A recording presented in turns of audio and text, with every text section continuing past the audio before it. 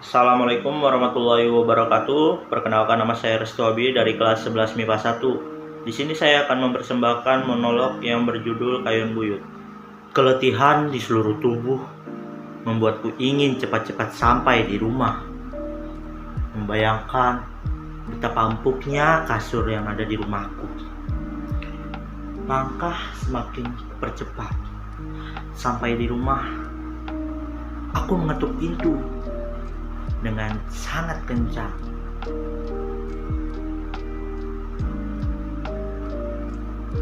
Halo. Namun tidak ada yang di rumahku. Jendela terkunci, pintu tidak terbuka. Aku memutuskan untuk di rumah saja dengan berselimut sarung. Kayun buyut hilang. Kayun hilang. Hah? Aku terbangun dengan kondisi terkejut dan setengah sadar. Kayun buyut, kamu kemana, Kayun buyut? Aku langsung mencari apa yang sebenarnya terjadi. Aku ingat seorang penari ronggeng yang tadi malam menari bersama di balai desa. Aku semakin curiga. Apa dia yang mencurinya? Aku kan si pecakar yang menyapu di halaman tadi. Aku tak melihat mereka. Tapi sang pencuri aslinya siapa? Setelah kejadian yang amat menghebohkan tersebut, aku berinisiatif untuk mencari sendiri. Aku sendiri yang akan mencarinya. Aku bergegas mencari menuju suatu pulau yang bernama Pulau Cemani. Aku curiga pencuri kayun buyut bersembunyi di sana. Menggunakan kayu tombak daun pisang yang kuambil dari kebun Mak Sabton. Saat di perjalanan, aku bertemu dengan seekor buaya yang sangat besar. Aku berusaha melawannya. Aku menggunakan golok si cepot yang kumiliki. Aku bergumul hingga ke jebur danau dan tiba-tiba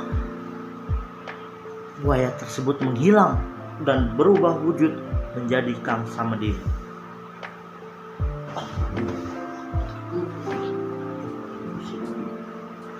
Hebat kamu, Cokor. Ayo, Kang Samadin, ikut. Mulai menuju ke Pulau Cemani bersama-sama. Namun kami bertemu dengan ular besar. Kang Samadin berani melawan kami cakar. Kang Samadin bergumul dengan ular sanca tersebut. Dia dililit seperti ular. Aku lemparkan golok cepotku. Dia membacok kedua mata ular sanca tersebut. Lalu ular sanca tersebut berubah wujud menjadi Sawitri, anak di desa Semara. Kami berangkat bersama menuju Pulau Cemani dengan berbekal obor di tangan kami. Tiba-tiba kami melihat sebuah laki-laki tinggi besar, berambut panjang dan berikat kepala sabrangan. Kang Samadin bertanya, Kamu tahu orang itu? aku menjawab, aku tidak tahu, Kang. Kemudian laki-laki tersebut memanggil kami. Kenapa kalian kundang berani di tempat gelap? Kemudian kami mendekatinya dengan sangat hati-hati. Kumisnya sangat tebal, jenggotnya menggayut kuat di dagunya. Perkenalkan, Namaku Sadagora. Kalian sangat berani datang ke sini. Padahal ini adalah pulau yang keramat dan tidak ada yang berani datang kemari, ucap Sadagora. Kami berani. Kamu yang mencari. Apakah benar kamu yang mencuri kayun buyut? Aku hanya mencari Kayong Buyut yang selama ini dipandang hanya dikagumi. Seperti dulu dalam Panji Mas, dalang yang mengajarkan nilai-nilai adiluhung. Tapi intinya yang jahat dan yang baik juga ada yang munafik. Tokoh-tokoh wayang yang membayang-bayang diperkeliaran sebagai cermin kehidupan, sampai akhirnya tancap kayon dengan mantap, di mana penonton pulang dengan riang. Besoknya bekerja di sawah, di ladang dengan riang. Cah Angon memandikan kebo-kebonya. Patani dan Butani mengolah sawahnya dengan senang. Peladang dengan keladangnya dengan senang. Pedagang pergi ke pasar berdagang dengan senang. Semuanya senang, begitu kan? Kemudian dia melanjutkan lagi bicaranya. Dalang Panji Mas sudah meninggal.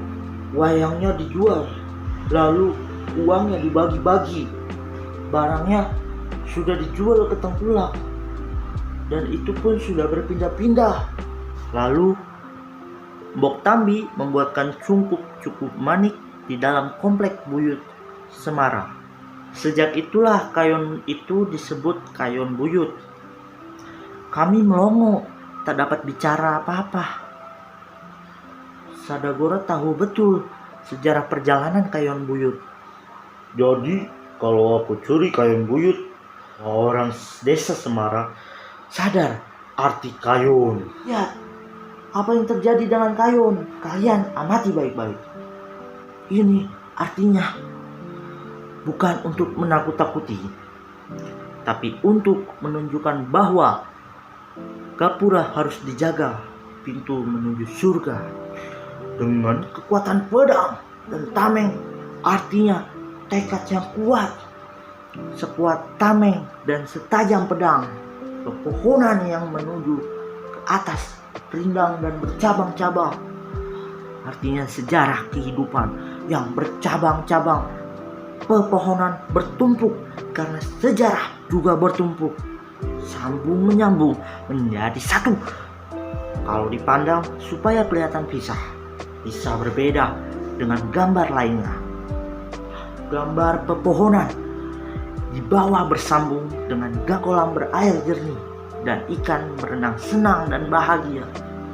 Air Lambang kehidupan, dan ikan lambang penghuninya. Di kiri kanan terlihat gunung-gunung dengan pepohonan yang menunjukkan naik turunnya pegunungan. Dibatasi melingkar tepung gelang, jadi seperti bentuk gunung. Karena itu Kayon suka disebut gunungan. Lalu binatang-binatang yang hidup sebagai satwa ciptaan Tuhan beragam. Ada banteng, harimau, monyet. Tuhan menciptakan makhluk lainnya selain manusia yang harusnya dijaga dan dilindungi. Dan akhirnya sampai ke ujungnya, perjalanan sejarah manusia akhirnya tiba-tiba pupus. Aku masih belum sadar betul dan lalu membayangkan mimpiku ini. Kutanyakan pada Wakarjan, juru kunci Kabuyutan. Sesampainya di sana aku menceritakan semua kejadian pada Wakarjan. Wak, kenal orang yang bernama Sadagora? Sadagora? Sadagora? Kamu kenal dari mana? Ya, aku bermimpi Kayon diculik. Lalu aku ingat Pulau Cemani. Lalu aku dibantu Kang Semadin. Kami ke Pulau Cemani dengan daun pisang. Sampai di Pulau Cemani, kami mengendap-endap. Obor yang kami bawa kami matikan supaya kehadiran kami tidak diketahui. Kemudian Wakarjan menjelaskan Sadagora itu apa. Sadagora ini merupakan Panji Mas yang tinggal di desa Semara ini. Suaranya memikat karena itu dia dijuluki masyarakat Sadagora. Sada artinya suara, Gora artinya besar. 2 hari kemudian, Munjung Buyut di Kabuyutan Semarang hikmat dan ramai. Aku benar-benar mendapat pulung. Aku dipanggil ke kecamatan jadi pemuda pelopor. Mungkin itu saja yang dapat saya persembahkan dari monolog ini. Semoga bisa menghibur dan mohon maaf apabila ada kesalahan. Sekian dari saya. Wassalamualaikum warahmatullahi wabarakatuh.